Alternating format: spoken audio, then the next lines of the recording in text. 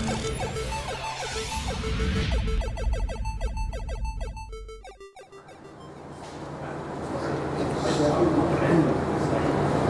guys, I hope you're enjoying the event so far. So here we have Mr. Jim Bagley, coding legends. We'll have a round of applause for Jim. Now for those who don't know, sorry Jim, Jim works for, well, a lot for Ocean for our special effects software. Done some amazing work, some of my favourite conversions, Midnight Resistance, probably one of the all-time greats. So Jim, how did you, I know it's the same old question, you probably answered it loads of times, but how old was you when you first got into programming and how did you start? It was when I was 13 when I first went to high school. Dad, one BBC Model B and 6 Sharp MZ80Ks. And while everyone was playing on the B, there was a big queue, and I was in the queue as well, but I decided to have a play on the Sharp MZ80Ks because no one else was using them. And I started typing programs out of the book. And then once I'd done it and seen it running, and then the more I was typing, the more I was like getting to know what instructions I was, the basic instructions I was typing in. And then I started changing the programs, thinking if I change this, what will happen, and then I started making my own up. And the first thing I tried to do, the first game was a scroll screen up with a car, well, a letter H, because it's the closest thing to a car with a font. And then asterisks on the other side for the road, and you had to navigate the road as it scrolled up. And then I got adventurous after that, and then I went to do Pac-Man. Right. And that was when I realised that it's actually quite intelligent, Pac-Man. Even though it's not intelligent, but it was way ahead of its time, and it's still really good today. John will vouch for that one. Still got it playing, so it must be good. So yeah, I didn't have a clue how the AI was working back then because I wasn't really looking into it because I was new to everything. And then the computer teacher at school was like a teacher that they said, well, you can do maths, you can teach yourself to program and then teach the kids. But I'd already surpassed him anyway, and being a kid as well, you just soak it all in. It was quite funny because I was there like afternoon, after I'd rush my dinner and then get up to the computer room, and then after school I'd get to the computer room and he used to say to me, you'll never get anywhere just playing games. 30 years later, Did he know? Yeah, it was. I started. The first assembly was 6502 on the BBC. It was sort of, well, it was like 6502. It was like a mix. It was like a little program that had square boxes, little red boxes that you put numbers in, or hex numbers in that were equate to instructions for adding and subtracting and storing and loading numbers from another box.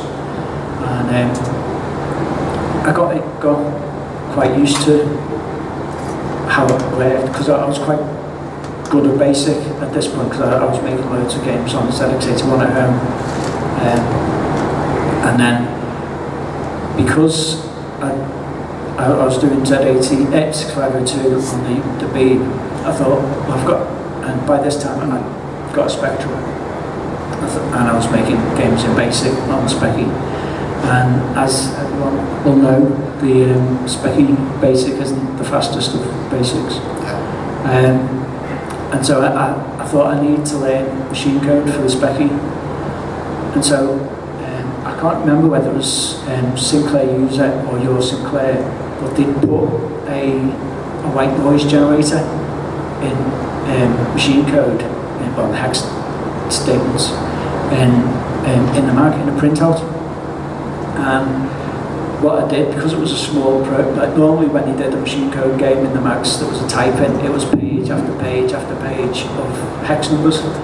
So I thought I didn't want, for the first thing that I was going to like reverse engineer, I thought I'd wait for a small one. And because it was like only half a quarter of a page, I thought I'll have a go at doing that. So I was like, I converted all the hex numbers back to the instruction and then disassembled it manually and wrote the instructions down. And then using what I knew from the 6502 and what I knew from programming on Specky anyway, that the instructions that were on in the Z80, I sort of managed to figure out how it worked. And then from then, the first thing I did was got something up on the screen to fill the screen up with like a character map. Because when you print a user-defined character map on the Specky, it's really slow at drawing the screen. So when I did it in machine code, it was like instantaneous. So, wow, it's great. So that just like made me want to do it even more. So then I started getting sprites up on the screen, and it just flowed from there. Yeah. I mean, for me, when I first started trying to program in BASIC, I would do a bit, follow some instructions in a magazine or the manual that come with the computer. Yeah. That was fine, but when I tried doing anything off the top of my head, I just lost it. Yeah, did you just? I just took to it like a duck to water. It just felt natural. It's like seeing the Matrix. Yeah, basically. Yeah. I don't know. I don't know what it is. It just not easy, but it just flows. Yeah. So, what was the first game you ever published? The first game I published was Throne of Fire, which was a Mike Singleton project, which was a big name for me starting in the industry. Amazing. So what company was that for? That was with Console Computer Systems. Yeah. Funnily enough, Mike Singleton didn't actually have much to do with the game itself while I was developing it. It was just his design at first, and the actual game design, and then I was left to it, and that was it. And was that on the Spectrum? Yeah, it was on the Spectrum, yeah. Version, yeah. And the Console Computer Systems were doing Dark Sector at the time. I don't know if you all remember Dark Sector with the big sprites and everything. And I always remember Mike Singleton coming into the office this one particular day. And it's like, I've done it.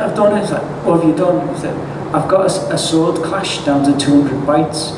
And basically what he'd done is he'd gone into the garden and recorded like him smacking two spoons together.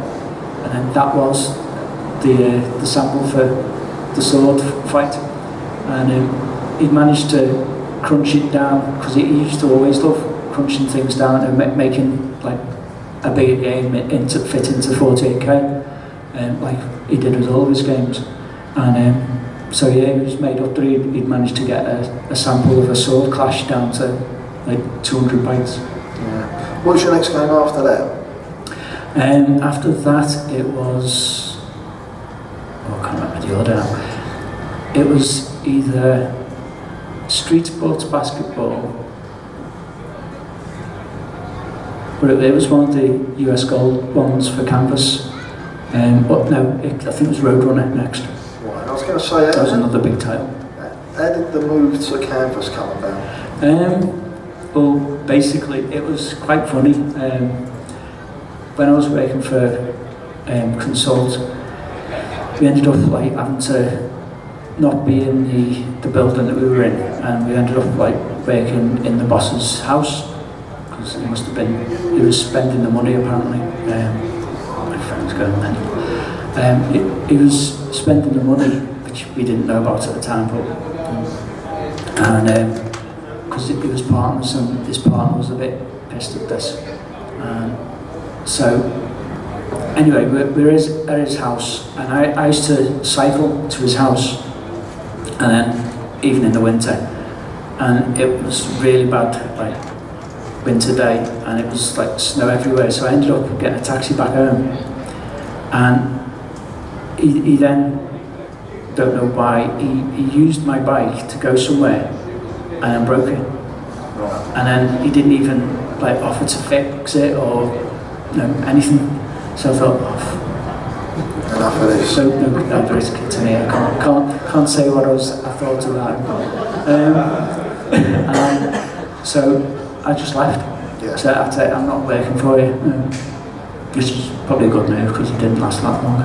And I got, it was John Gibson that I got talking to, and I had an interview with him. He's, that was John Gibson from Denton Design, so right? Yeah. And he got me the job. Basically, the interview was, I went there and they got me to do a sprite editor, and I did that in like a couple of hours and do like made up. So I got the job. What was the first game there, Roadrunner? It was Roadrunner, yeah, I think so. How'd you go converting, an arcade game which has got obviously a lot more memory and capability than ZX Spectrum? How daunting is that task? It is daunting at first. Basically, you just have to figure out, you have to play the game like constantly for the first while, just to map out the levels, map out all the different sprite animations, all the baddies, what kind of things they do, and then you have to sort of figure out how much memory this is going to take, and then the best way to get it in and working. Yeah. It was Don, wasn't it, working with you? Dawn, no, Dawn did some, and two friends from school, Dave Wharton and Kev Conley. Yeah. Cool. Yeah. So what was next after that? After that, it was Street Sports Basketball, which was a conversion for the Commodore 64 version. Yeah. Did you know the rules to basketball? No. No, it probably shows in the game actually. So if you did play it and you're thinking, why aren't these rules right? Sorry. But yeah, all I had was, they gave me the Commodore 64 game on a disc, and it was like, convert that. I was like, okay, I don't know the rules of basketball, but I just had to play that a bit. Cool. So when did you move on to, Special effects. Special effects, yeah. Well, sort of mixture of headhunted and also Dawn Drake had put in a good word for me, because the guy who was running Canvas, he'd been buying XR4Is, he was on his fourth one and he'd written them off, and so it wasn't going good, so everyone was sort of like evacuating ship, and anyway, Dawn must have put a good word in for me and got asked by Paul Finnegan to come and have an interview. Yeah. So I had an interview with him and Joff, and I was taken on. He was there quite a few years, wasn't he? So. Yeah, it's, 11 years in total. Was that probably your favourite time, do you think? Yeah, definitely, by far. Working with Joff and the guys, it was brilliant. It was fun. And it probably showed in the games, that there was a fun element. We were always having a laugh in the office. One of the times we used to, I don't know why, but we'd throw like paper up and throw it at each other. But it sort of escalated. Like one of the lads was going home at night and he was getting tin foil, and then he was wrapping sellotape around it, which made it harder, which was like weird. And then he'd come in and just having a laugh with it. But yeah, it was fun. The stuff we did, like the amount of times like we'd be working late and Joff would say, oh, should we just go to the pub instead? And so we'd go to the pub, and although we were just going for the pub and having a drink, it was actually beneficial to the projects because we'd be talking about it and we'd gather ideas as well and stuff. It was good.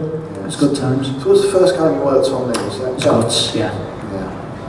Yeah, it was a sort of half port of the 64 version because that was half on the way through the process, and so sort of had to caught up and finish it more or less at the same time. Yeah.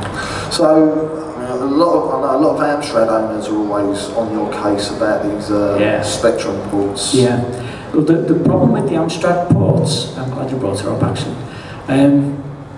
The problem was, at first with Guts, I was just doing the Spectrum, and I was like, well, you know, we've got like lots of Commodore 64 programs, well, 3 Commodore 64 programs, and 2 Speccy programs, and it's like, well, why aren't we doing any Amstrad stuff?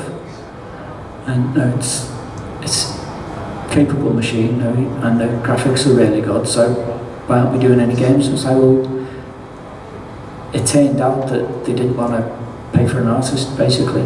And after because the deadlines were so tight, after me finishing the Spectrum version, Chaz was the artist for most of all my Speccy games. He'd have to go and start work on the next one. And so he'd basically have one day to convert the Speccy graphics for the Amstrad, and all that entailed doing was put an extra pink in so you could have skin colour, and that was it. What I wanted was a full remake so all the graphics were the same size as the Speccy as they were with the Speccy pixel sized ones, but we'd have them fat pixel and 16 colour. That's what I wanted, but obviously they didn't want that, and they asked if we could use the Commodore 64 graphics, and I said, well, no, not really, because it's a totally different game. It's been written differently, you know. All the sprite animations, the amount of frames for the animations are different. It would mean a total rewrite of the game. Whereas if it's a direct Speccy port, a lot of the code will just go straight across, all the AI, everything, all the animation code, that'll all go across. So it's a lot quicker for me to do the Amstrad port the way it was. So it's financially viable to the company, me doing it that way, considering they didn't want to pay for an Amstrad artist, which I think would have been a lot better. Yeah, it's a shame, isn't it? Because I think it is. Yeah, I think it is. It's sort of like taking the Mickey out of the Amstrad owners, because it is a machine that can do really nice graphics, but you're not going to get that in my games, unfortunately. Sorry. Obviously, one of your most well-known pieces is Midnight Resistance. Yeah. You have hinted that you might go back and do an Amstrad version. I do want to at one point. That man over there has nominated himself to do the graphics, but it's behind the queue in Double Dragon, though. It is behind the queue in Double Dragon, yeah. It will have to be behind the queue in Double Dragon. Yeah. It keeps going back that one, but yeah, I will get around to finishing it. So, with Midnight Resistance, I think it's Data East did that coin up. Did they provide any information, or was it just play the game? Or? Basically, Ocean came around with a silver suitcase and put it down, opened it up. It was a PCB with the keyboard, the controllers, and that was, you just plug it into a SCART into the telly, and away you go. Yeah. Now, obviously, that game, it had the rotary joysticks. How much of a problem was that, trying to get your head around how the controls were going to work? It was quite a difficult one, because we were thinking, do we make it so you have an extra couple of keys, and then thought, well, I don't want people having to, because you need to hold the base of the control, the joystick. So I thought it's all got to be on the joystick. So it was a matter of then saying, how are we going to have it so you're firing and doing all directions and the jump and everything. But it was only it was the second iteration of trials that came with what you have now in the Night Resistance. Was there ever thought of putting the 2-player option in? Yeah, I did want to put the 2-player option in, but I left it till the last minute because it was a tight schedule, as always was with Ocean, and it was such a big game, and I wanted to get as much of the game in as possible, not apart from the 2-player, but I wanted to get as much of the game in as possible on the Specky, and I was quite pleased with the results because I even got all the cutscenes and everything, and far more than the Commodore 64 guys had. Yeah. I was pleased with that. So I was just looking at Steve over there, he's got his head bangs, he's a Commodore 64 owner. He only had 3 flames on the Commodore 64 version. Turn this into an 8 wars. You and your hardware sprites. Red Heat. All day. Did you work on Red Heat? Red Heat, yeah. Yeah, how did that project go? Because it wasn't received too well, was it? No, the film was a flop, and we never got to see the film. But I only saw it like, it was about 7 or 8 years ago. Really? Yeah. But basically, we were given a script which, as always, wasn't finished. So we had this script, and we didn't know whether any of the script that we put in the game was going to be in the finished film. So that was always a worry. And then it's trying to figure out like what part of this script can we make fun and make into a game. And so it ended up being a sideways scroller, and we wanted him fighting his way through to the end of the level. And then we just put some, what was typical of Ocean at the time, some mini games in at the certain stages. And we wanted, because it was Arnie, and Arnie was all about muscle, we wanted the biggest sprites. So what we did was we just added him from the waist up. That way you could have the scale of his muscles and everything. Because if we'd have had it full size, he'd have been a lot thinner. So it wouldn't have looked as good. Then next guy I was going to mention was Hudson Hawk, another film licence. Another film license. Yeah, Hudson Hawk was it was another film that I enjoyed the game. Yeah. It's a great game. Yeah, thank you. And it was another one that we never got to see the film, even though we were promised. We got an unfinished script. It was really unfinished because I remember when I did see it, I was thinking, I don't remember that bit, or where was this bit? It was like a totally different movie actually. So yeah, when we were doing it, we thought, because we don't know what anyone looks like or anything really, we just had to make it up, which ended up being quite fun because we could just put a load of fun things in, like we did with the in one of the levels. We got guys coming out to the windows and throwing plant pots out at you, and we got nuns with wheelbarrows with bombs in and just crazy stuff. And it turned out to be quite fun. It was fun making the game. Bruce Willis had a bit of a problem though, didn't he? Oh yeah, Bruce Willis. He's very vain. Because the spectrum is like black and white or monochrome. When we sent the first set of sprites to be approved, he was like, no, this doesn't look like me, you can't have this. It's not as handsome as Bruce Willis is. So we ended up having to do caricatures, which I think was better anyway. It just enhanced the comedy that was in the game. Yeah. And I quite actually enjoyed the movie when I did eventually watch it. But but I watched it knowing that it was a cheesy flop.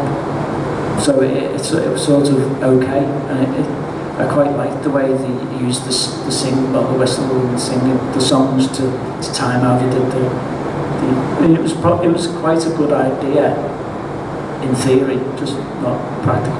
I think it's one of the cases where the game was more memorable than the film. Yeah. So, which is good. Yeah, definitely. What did you work on after that? Resistance, Red Heats, Cabal. Cabal. Yeah. Top game. Can't forget Cabal. Yeah. And again, was that, play the game and convert it that way? Play the game, get through all the way to the end, and basically it was always me that was playing the games as well, because I was better than the rest of them. Did you ever have any input on the other versions at all? Like suggestions? In what sense? Well, just suggestions or anything like that? I had a lot of input on the specky ones because I could. Because you was programming. If I didn't want it in, it didn't go in. Is there anything you'd do different with any of these conversions now, do you think? That's a good question. I haven't thought about that one.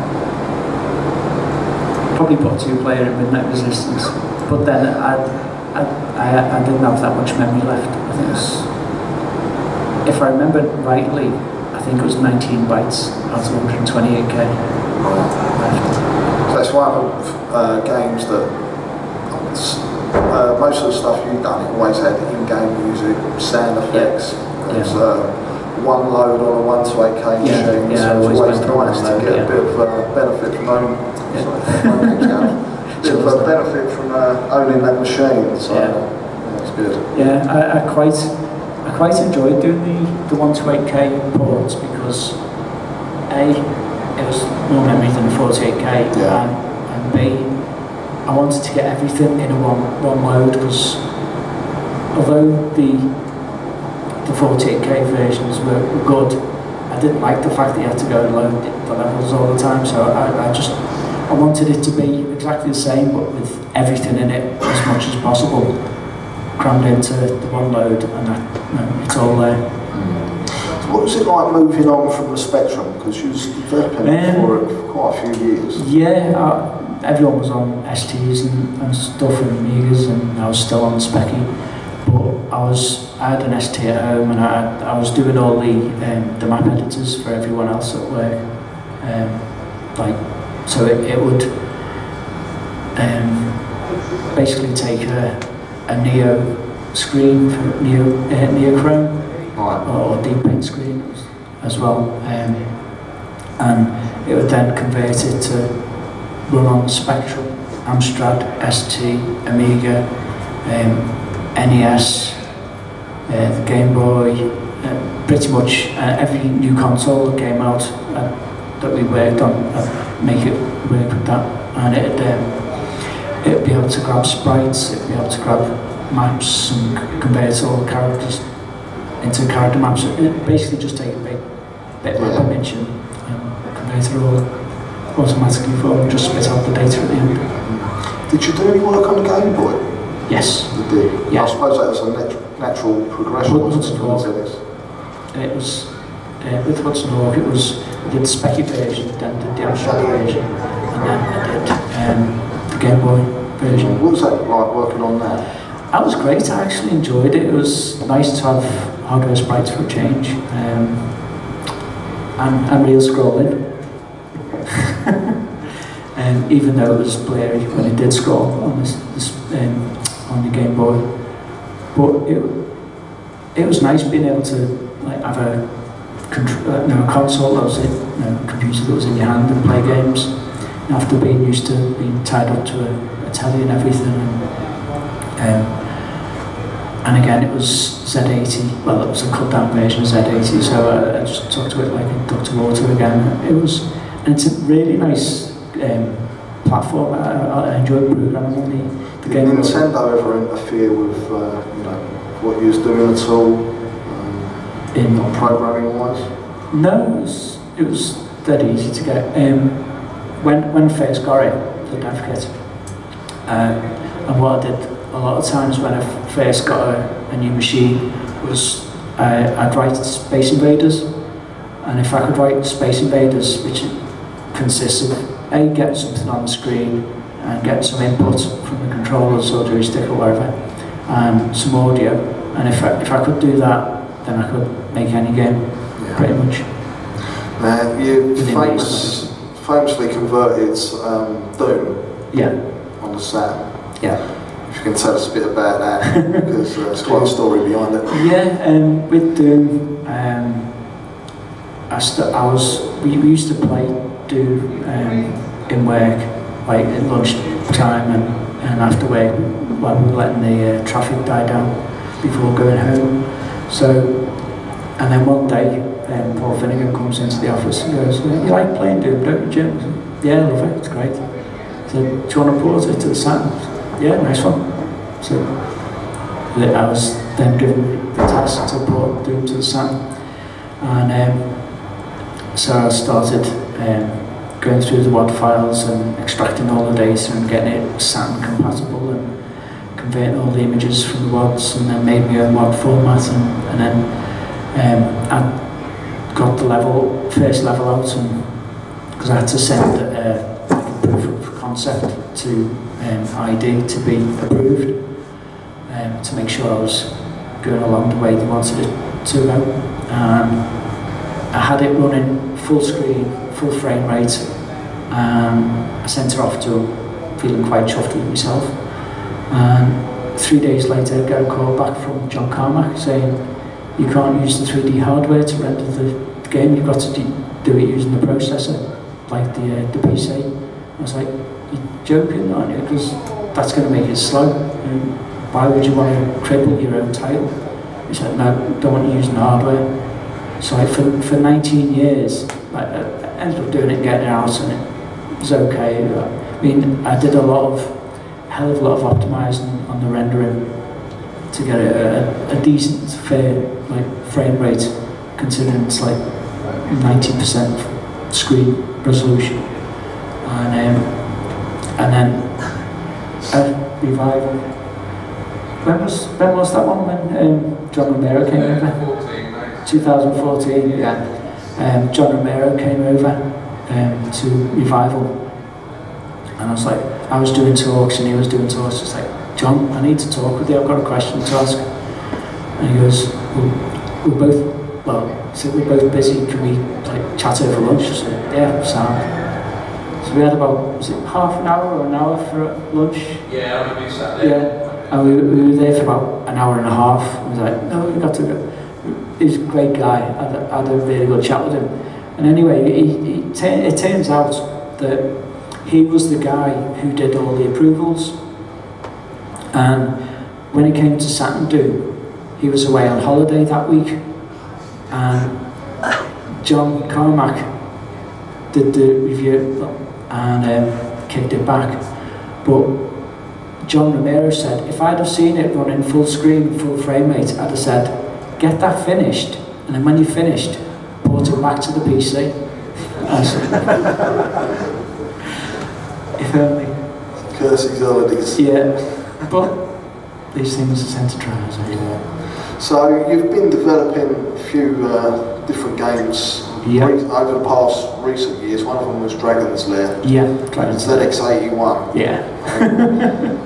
What was you thinking? I blame. He's not here at the moment, so I blame Andy Spencer from RCM, Retro Computer Museum. Basically, I was chatting with him on Skype, and I just finished doing Jim Bagley's ZX81 racing, because I wanted to do a ZX81 game, because I started, my first computer was a ZX81, and I did loads of games in BASIC when I was learning, but I never actually did a machine code game until on the Specky. So after doing Pac-Manic Miner Man, which was Manic Miner for the Pac-Man hardware,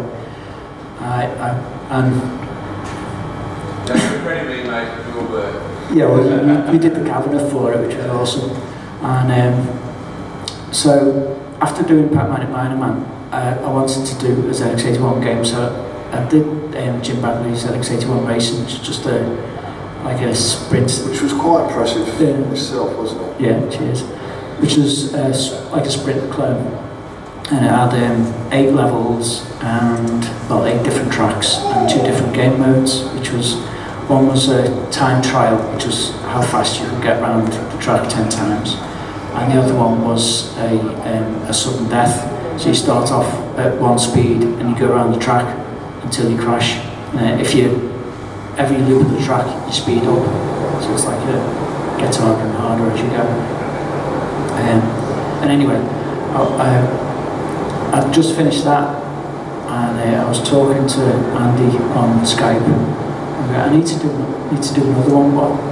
What kind of game should I do? And then we were just talking about various games, and I just sort of said, well, do you reckon you could play video off the SD card? Because the ZX Band, I don't know if you guys know the ZX81 and the ZX Band,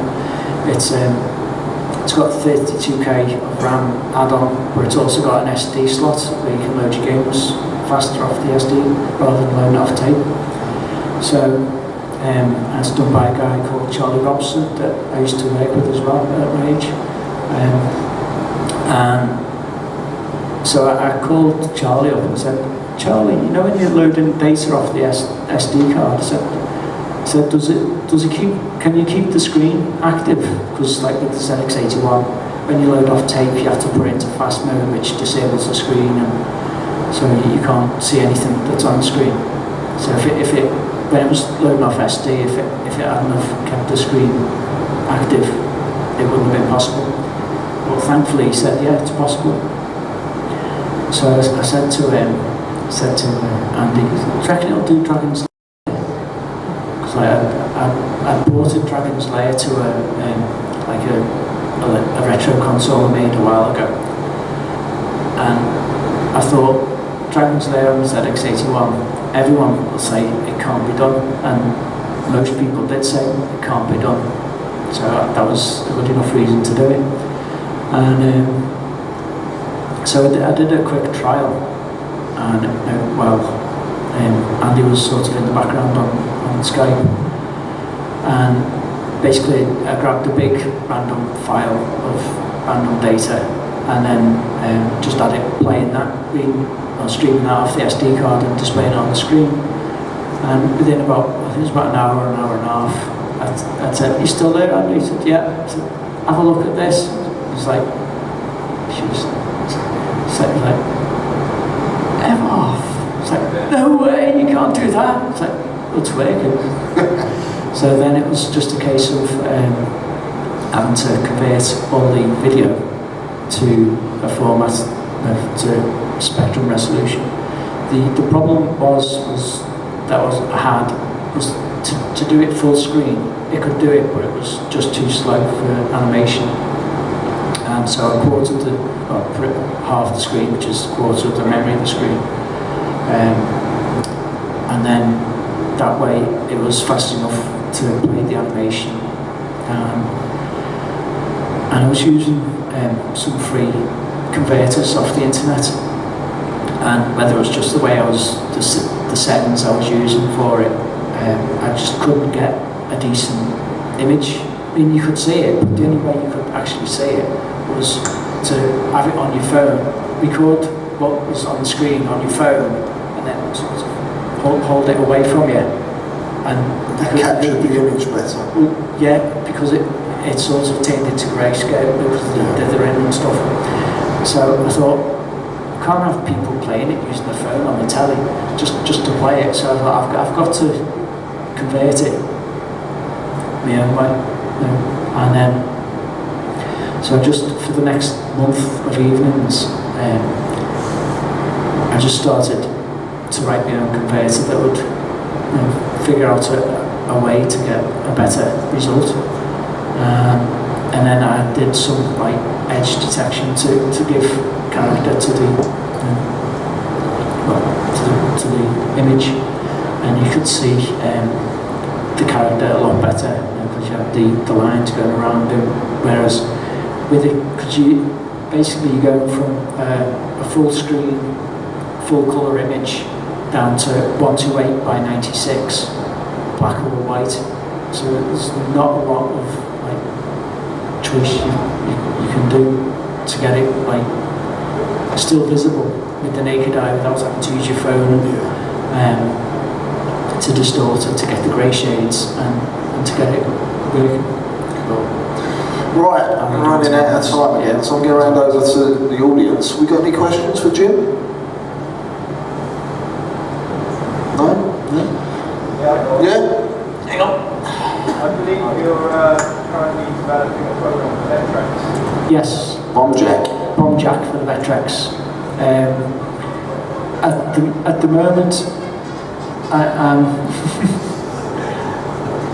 the moment, I've just finished doing the editor, which allows me to load up a sprite sheet, and then I can trace around the sprite sheets to get all the sprites. So I've got all the Bomb Jack sprites. I've even got the title screen with his hands up in the air, and I've got the Bomb Jack logo with the sun rays spinning around. That's all in now. So it's just now a case of finishing the game off. So Nice. there's one over here. Sorry. Are there any more plans for video conversion games? Like maybe Road Avenger on the Spectrum? Ooh, funny you should say that. I did used to like Road Avenger.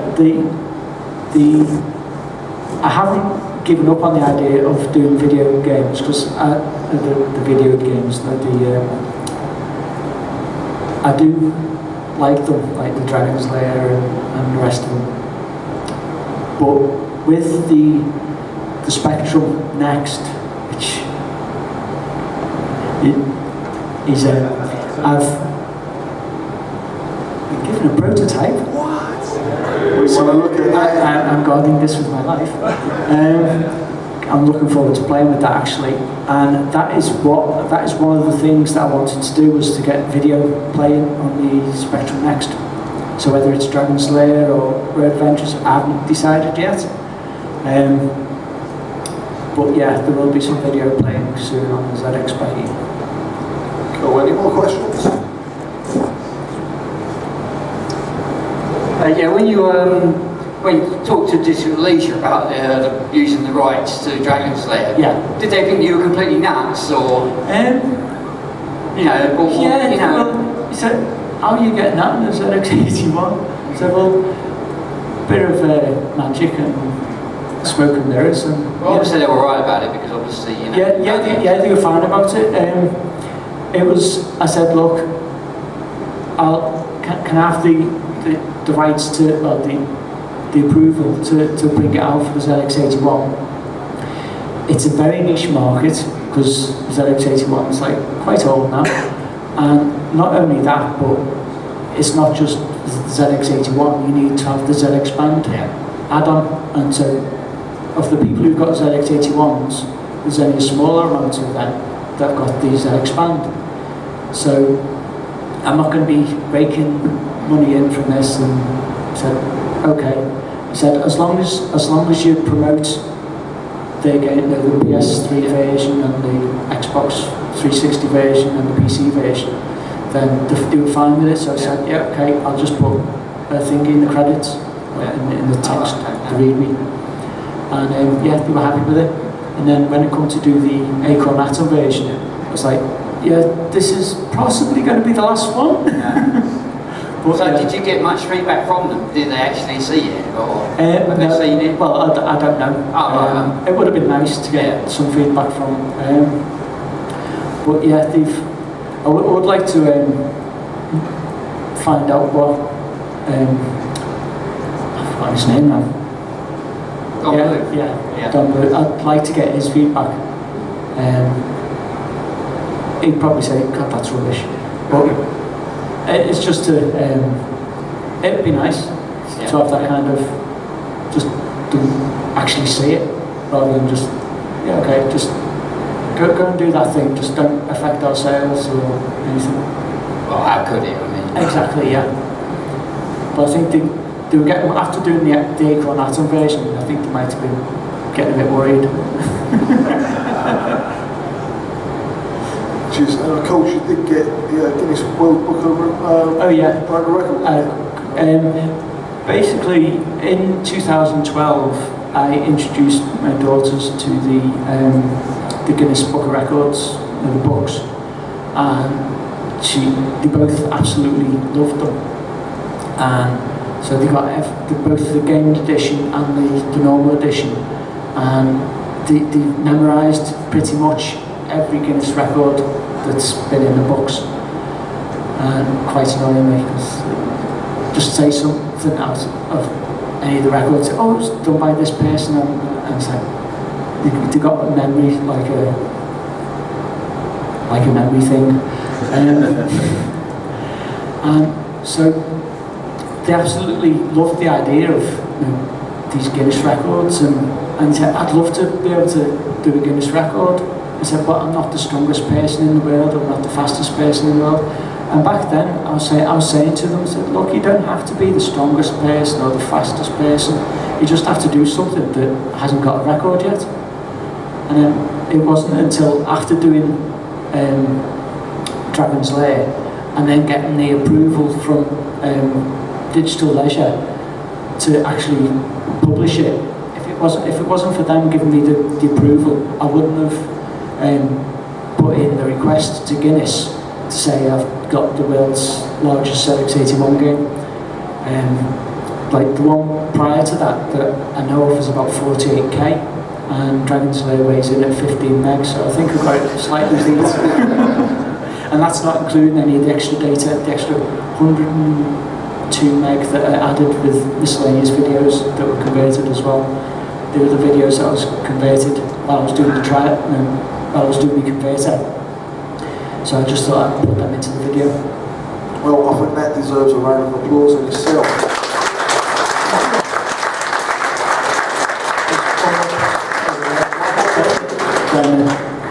No one behind him. So the fantastic games that produced by small tight teams back in the 80s. Yeah. Obviously now with much more modern hardware and huge teams and huge budgets. Yeah. Do you think something's been lost in terms of playability? Yes, definitely. I like the fact that thanks to mobile, it's sort of going back to small teams again. But the problem with mobile is the lack of controller. The screens are just not game friendly, and especially when it comes to the likes of games that are coming out, because the games that are coming out for the phones are, I mean, it's not dissimilar because they're catering for the phone. It's basically touch or swipe and that's it. There's no real game, is there? And that is the downside to it. But it's good that the bedroom coder is coming back into fruition, so to speak. So a lot of the big budget things, they come out with a huge splash and then sink utterly because they're just not playable. Yeah, that happens quite a few games. That's killed quite a few companies as well. But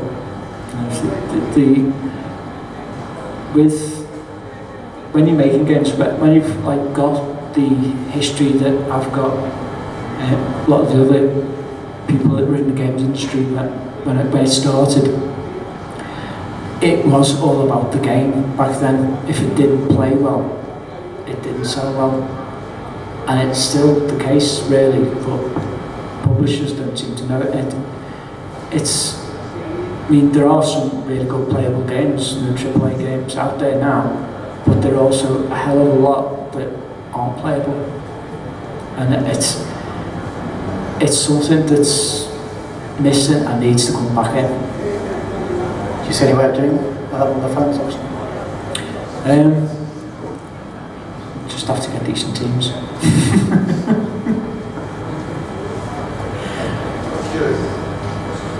Well, we're doing a raffle. So a raffle for this time. Yeah, cheers, Jim. Thank you very much. Thank you.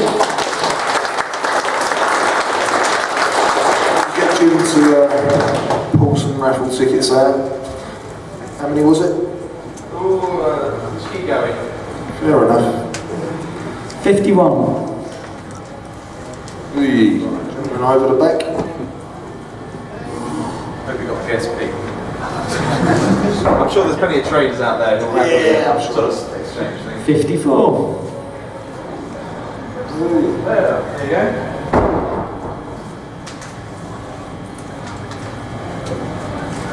Do a bingo course at 5 and 2, 52.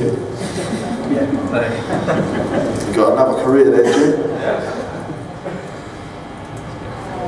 5 and 6, 56. What a professional. Everyone gets excited because there is a copy of FIFA on the Mega Drive in here, so don't hold your excitement. 7 and 3, 73. Actually, can't watch that. That's FIFA. We've got 4 left. And 4 left. FIFA's next. 4 and 3, 43. Hey. 7 and 4, very bunched up these, 74. Have a shake for that.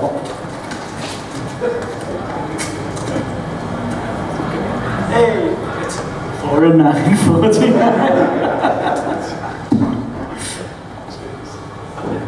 Last 2.